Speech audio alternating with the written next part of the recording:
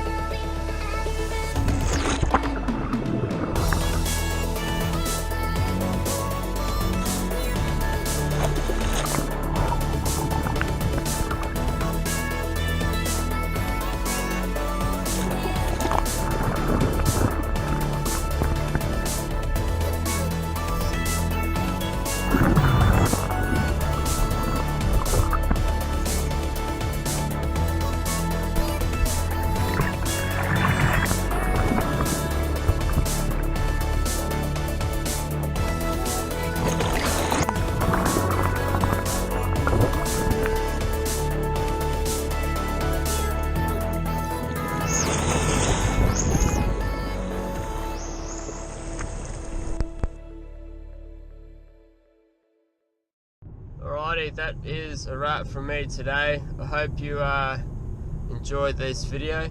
Hopefully very soon we can get some good swell. I've had a look at the chart, so we could be on. But until then, hope you guys have a good one. See you later.